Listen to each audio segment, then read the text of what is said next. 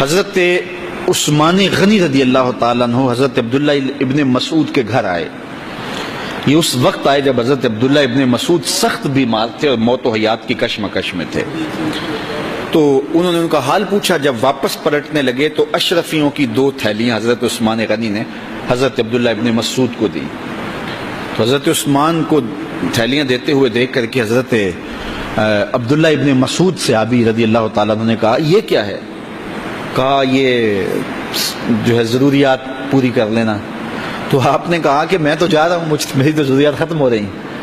تو کہا حضرت آپ کی بیٹیاں تو ہیں, بیٹا تو ہے نہیں, تو یہ آپ کے بعد آپ کی بیٹیوں کے کام آ جائیں گے. تو حضرت عبداللہ ابن مسعود کا یقین دیکھیے, فرمانے لگے کہ یہ کسی اور کو دے دو, میری بیٹیوں کو ضرورت نہیں رہے گی, اس لیے کہ میری بیٹیاں اتنی دیر تک سوتی نہیں ہیں جتنی دیر تک سورہ واقعہ نہیں پڑھ لیتے.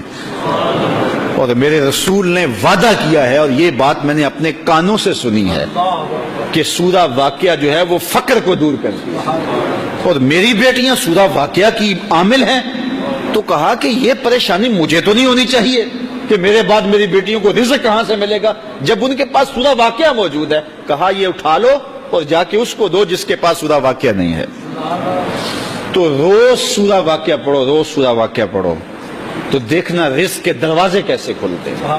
تو سورہ واقعہ معمول رکھو. آخری بات, اور وہ حضرت سہل بن سعد الساعدی رضی اللہ تعالی عنہ کی مرویات سے ہے.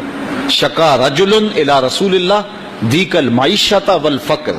ایک شخص حضور کی خدمت میں حاضر ہوا, کہا حضور تنگ دست بڑا ہوں, کثیر العیال ہوں, بچے زیادہ ہیں, ذرائع آمدنی تھوڑے ہیں, میرے لیے کوئی نسخہ ارشاد فرمائیے. تو آقا کریم نے اس کو کیا نسخہ دیا؟ یہ سب سے آسان نسخہ, اذا دخلت الدار فسلم علیہ. جب گھر جائے تو گھر والوں کو السلام علیکم کہا کرو. جو ہی گھر میں داخل ہو السلام علیکم, اور اس کے بعد ایک مرتبہ سورہ اخلاص پڑھ دیا کرو, قل هو اللہ احد. یہ عمل شروع کر دو. تو کہا یہ بالکل آسان وظیفہ ہے, گھر جاؤ السلام علیکم اور اس کے بعد ایک مرتبہ سورہ اخلاص. اس عمل کو نہ چھوڑنا, بلکہ فرمایا کبھی ایسا ہو تو گھر جائے تو گھر میں کوئی بھی موجود نہ ہو, تو کہا عمل کو پھر بھی نہیں چھوڑنا. فسلم علیہ, کہا تو مجھے سلام کہتے نا. وہ اپنے نام لیواؤں کو تنہا چھوڑتے کب ہیں, جہاں ہم دم نہ ہو کوئی وہاں سرکار ہوتے. کہا کہ جب کوئی نہ ہو گھر میں تو کہا عمل نہیں چھوڑنا, پھر مجھے سلام کہنا اور پھر ایک مرتبہ سورہ اخلاص پڑھ دینا.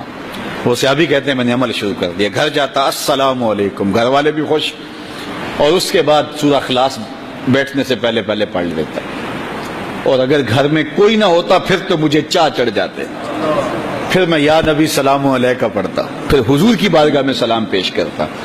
اور ملکاری نے اس پہ گفتگو کی ہے مرقات شرح مشقات کے اندر کہ آخر حضور کو سلام کیوں کہنا ہے.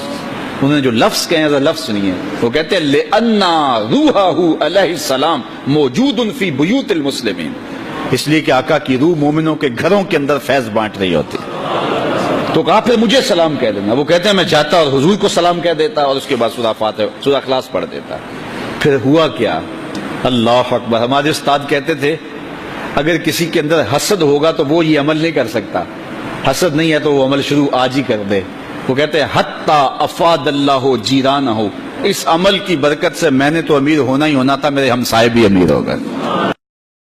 باب المدینہ Islamic institute on line WhatsApp and mobile number 0092-336-672-2641. Skype ID babulmadina.online 786. Other Skype ID babulmadina.online26@hotmail.com. Email ID info@babulmadinaonline.com or visit www.babulmadinaonline.com.